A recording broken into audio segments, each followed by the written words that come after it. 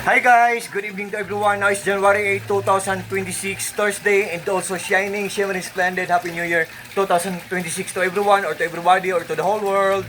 Charot! As you can see guys, andito ako ngayon sa koi fish pond ko kasi ito ang mga pets ko, mga koi fishes, oh. Look at them guys, oh. At by the way guys, ito po ang koi fish pond ko. Maliit lang, simple, small, butterball yan, oh.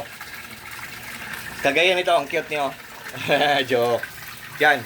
By the way guys, sa mga fish keepers dyan, good evening and happy fish keeping. Ito po ang mga pets ko guys, oh, mga koi fishes. Oh, look at them guys, oh, they are so very beautiful and wonderful, di ba guys? Nakakawala ng stress guys. Kasi honestly, believe me or not guys, maniwala kayo sa hindi. Pag wala akong ginagawa, dito talaga ako nagtatambay always kasi I think ang mga koi fishes guys ay mga stress relievers po sila. Gradually or dahan-dahan lang kinukuha ang mga stress natin at the same time fortune din sila o lucky charm din sila, nagbibigay din sila ng swerte sa atin guys. Ganyan sila kaganda guys.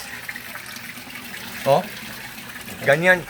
At ito po ang filtration system ko. Pinaglass ko para magandang tingnan. Pinawilding ko para maghang, para mas lalong magandang tingnan. At by the way guys, sa video kong to guys, ipiflex ko ang nagwa-waterfalls. Yan ang tinatawag na submersible pump. Ang lakas-lakas niya pero matipid din siyang kumain ng kuryente guys. So, ang brand niya ay Aquaspeed Submersible Pump. Yan, oh. Guys, what you see is what you get. What you hear is what you get. Ang lakas-lakas niya, di ba? Oh, pakinggan nyo guys. Sa sobrang lakas niya, ang daming bubbles na naproproduce niya or nakikreate niya. At the same time, ang dami din mabibreathe in na oxygen ng mga isda natin sa pond natin or sa aquarium natin. Oh, sa sobrang lakas niya, ang ingay-ingay niya para siyang nature na waterfall sa bukid na pagbagsak ng tubig. Ang sarap-sarap pakinggan sa mga tainga natin para tayong nagme-meditate. Ganyan siya kaganda guys. Pero kahit malakas siya, matipid din siyang kumain ng kuryente at good pa ang kanyang quality.